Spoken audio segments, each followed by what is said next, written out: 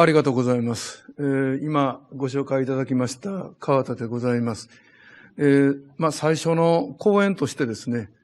この学術的にこのコロナパンデミックス、COVID-19 というものが、典型的な複合災害である。そして、この複合災害の中で、また自然災害が起こるっていう、いわゆる、古典的な複合災害っていうことになっているということをお話ししたいと思います。この複合災害という概念は、実は阪神淡路大震災の時に私が定義した概念であります。すなわち、二つの災害がお互いに関係しながら起こるわけですけれども、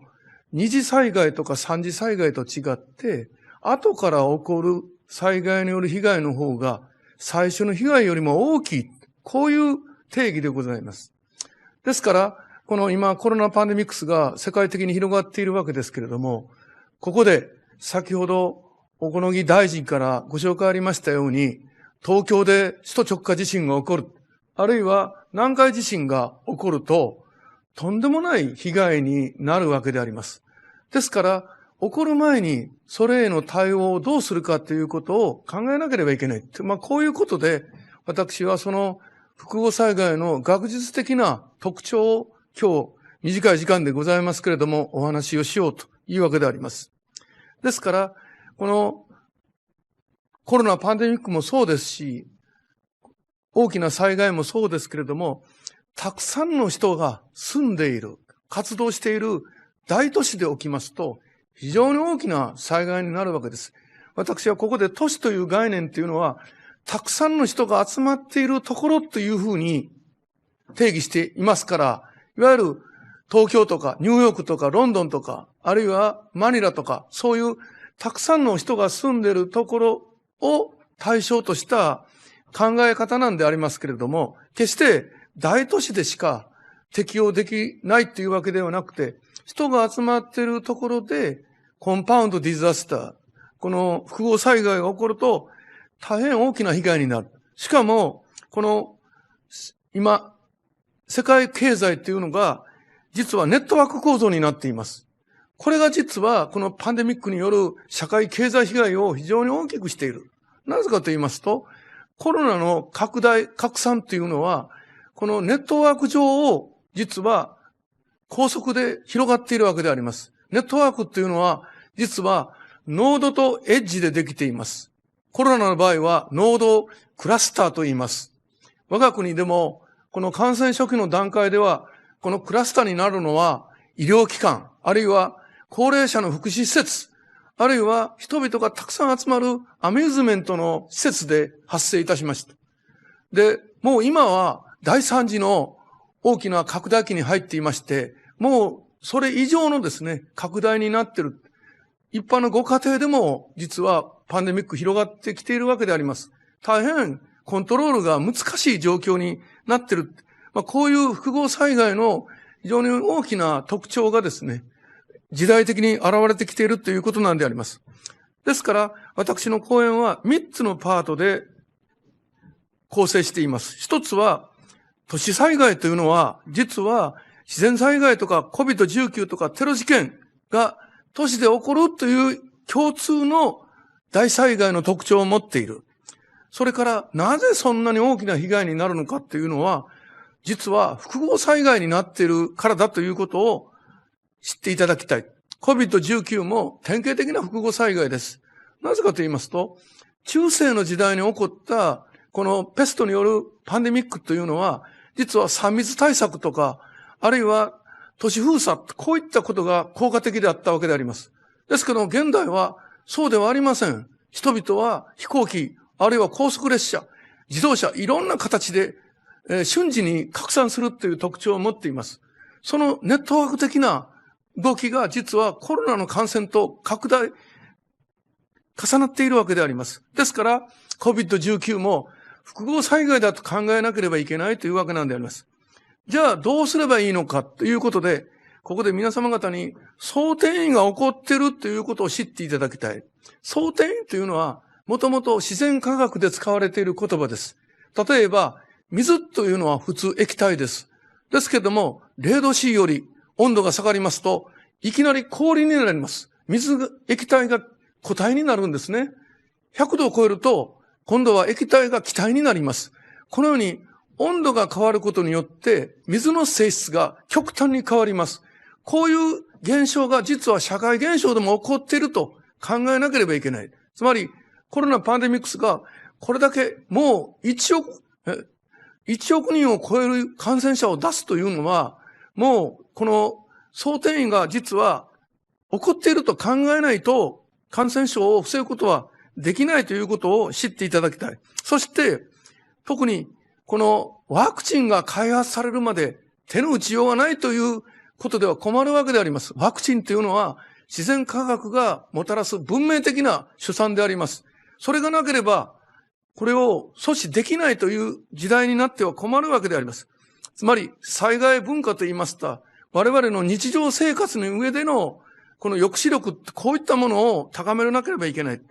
今、国連では SDGs というものが2030年までの目標で実現されようとしておりますけれども、実はこのコロナのパンデミックによって、このサステナブルディベロップメントゴールズの第一の目標、すなわち貧困をなくそうということが、もう実現が非常に難しいというふうなことに直面しているわけであります。そういう意味でも、この SDGs を効果的に進めなければいけないという観点から、このコロナの問題を対処しなければいけないというわけであります。さて、私は従来自然災害を中心に研究してまいりました。ですけれども、その過程において、実は自然災害だけではなくて、感染症、あるいはテロ事件、こういったものも都市における大きな被害をもたらすものだというふうに気がつきました。ご承知のように20年前にアメリカで同時多発テロがありました。そしてニューヨークではワールドトレードセンタービルに2機の旅客機が突入して2700人の方が亡くなりました。こういった現象というのは実はテロ事件なんでありますけれども、これを都市の災害というふうに考えて対処しなければいけない。なぜかと言いますと、ニューヨークっていうのは大きな地震が起こるところではありません。ですけれども、被害の惨状というのは、まさにニューヨークの下で直下型地震が起こった時と同じような状況を示しているわけであります。すなわち、テロ事件をどうするかということと、大きな自然災害が起こったらどうするかということが非常によく似ているということなんであります。こういったことで、都市域で起こる災害そのものを、実はどうコントロールするか。そこには、それが想定によって大きな被害が出ていると考えなければいけないというわけなんであります。ですから、この自然災害の知識だけでは、被害は少なくできないわけであります。なぜかと言いますと、実は社会現象なんであります。ですから、普通は、この自然災害というのは、ハザードが起こす被害をもたらすものなんでありますけれども、ハザードの段階で留まっていると、これをコントロールできない。ディザスターとなって被害が出た段階でどうするかということを考えなければいけない。もっとわかりやすく言いますと、実は自然災害なんですけれども、実は社会現象なんであります。私たちの社会のありようが実は災害によって被害が大きくなったり、小さくなったりしているわけであります。ですから、最悪全体に関する広範な知識が不可欠ですし、そうなりますと、サイエンスだけの知識では解析できないんであります。感染症の専門家だけでは、このコロナの問題は解決できないんであります。いわゆる政治的な問題になっているということであります。ですから、私どもは今、これはトランスサイエンスの問題である。このトランスサイエンスというのは、ここの英語で書いてございますように、questions which can be asked of science and yet which can't be answered by science。すなわち、感染症の専門家の意見だけでは解決できないということを私たちは理解しなければいけないわけであります。そして、このたくさんの人が住んでいるところで都市災害にならないようにしなければいけない。そのためには、被害の想定員を発生してはいけないんだということなんであります。ですから、事前に何が想定員になるかを明らかにすれば、レジリエンス力を高め、被害は劇的に少なくでき、またより良い復興にも資するというわけなんであります。これまで、例えば我が国では、首都直下地震とか南海トラフの巨大地震をどう迎えるかということが非常に大きな問題になっておりました。ですけれども、対策は相場な的にならざるを得ませんでした。ですけども、このコロナの問題が起こって、一体どこを攻めれば被害が小さくなるかが分かってきたわけであります。なぜかと言いますと、南海トラフの巨大地震とか首都直下地震が起こったときに、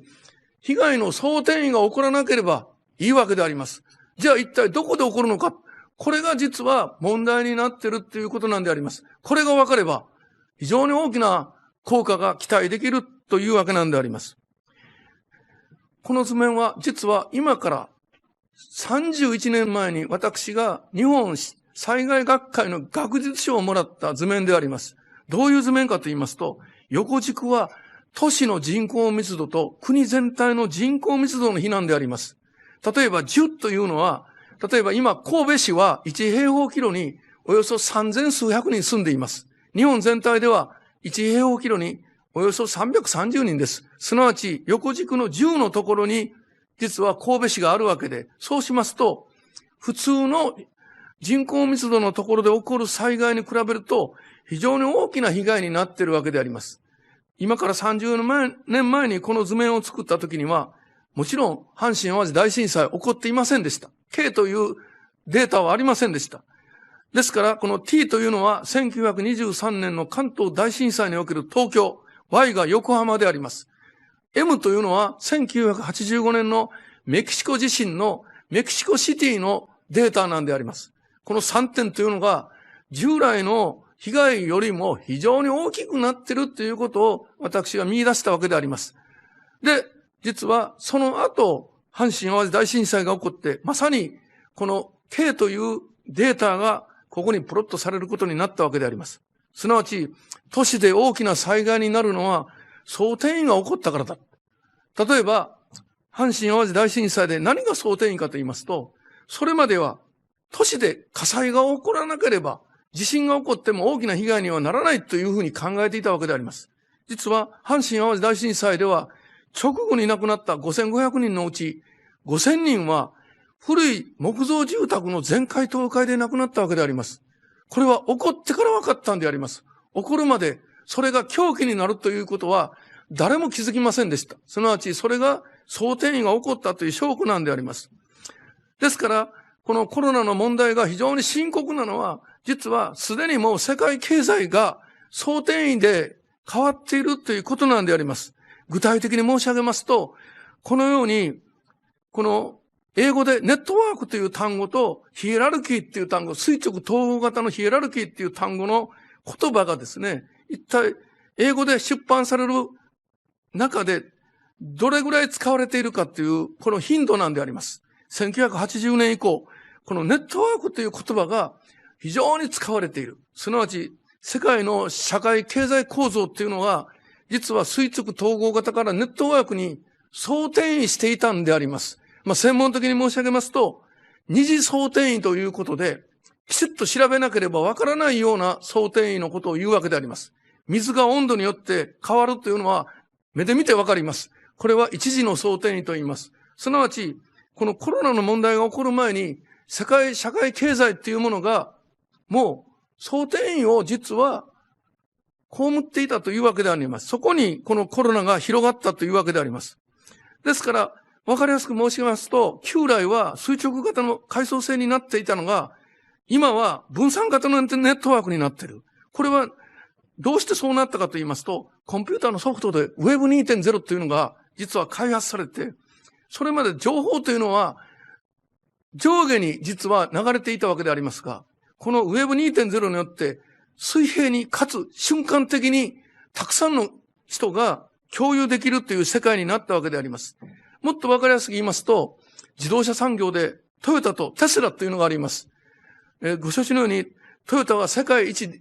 生産台数が多い1000万台超えているわけであります。しかし、その36分の1の生産台数のテスラが、実は株価の時価総額がトヨタの倍あるわけであります。こういう、いわゆる考え方の違いっていうものが、如実に実は出てきているというのが現代社会の特徴なんであります。これは1点が1億ドル、つまり100万ドルのこの商いが世界の貿易でどういうふうに構成されているかということであります。世界の貿易はこのように全部ネットワーク上に実は広がっているわけであります。これに実はコロナの拡散が乗っかっているということなんであります。また、世界で巨大な情報産業というのも、ここに模式的に示してございますように、ネットワーク型になっています。じゃあ、この巨大情報産業がなぜ大きな被害を受けていないか。実は、指揮命令系統が垂直統合型が残っているわけであります。すなわち、このクモの巣っていうのは、実はクモが一匹しかいません。クモの巣は、典型的なネットワーク構造であります。クモの巣に3匹4匹のクモがいると、喧嘩になるわけであります。一匹で実はコントロールしている。だけど、この私たちが作っている経済社会のネットワークっていうのは、その一匹を支える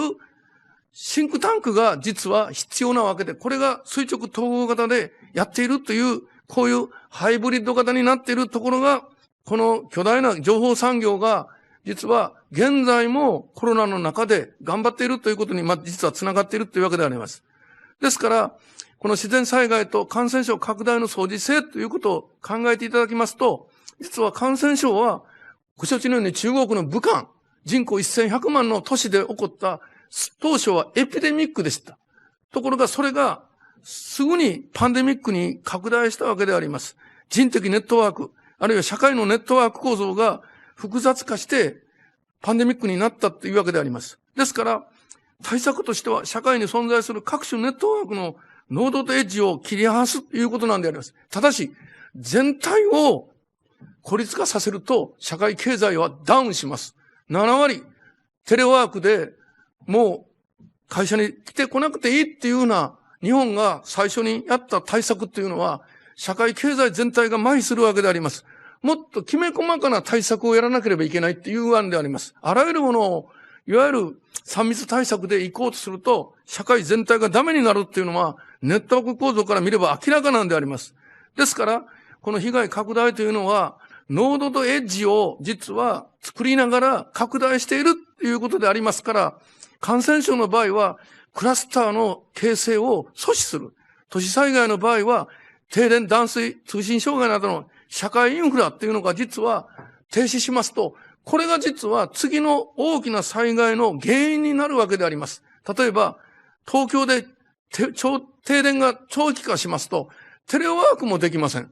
すなわち、停電というのは被害であると同時に、次の災害を起こす大きな原因になるわけであります。ですから、複合災害に実はなるというわけなんであります。ですから、このエッジとノードをどうやってコントロールするか、こういうことが実は、このコロナの問題を収束させる大きなヒントになるわけであります。そのためには、事前の予防力と事後の回復力、いわゆるディザスターレジリエンスっていうのは、実は事後の回復力だけではありません。起こる前の予防力を強くしておく。こういうことも大切なんであります。そうしますと、この図は実は、世界の一人当たりの名目 GDP が我が国より多い25カ国について、今回の感染率がどうなっているかという図なんであります。すなわち、我が国よりも経済的に豊かな国、実は感染率が高いんであります。普通、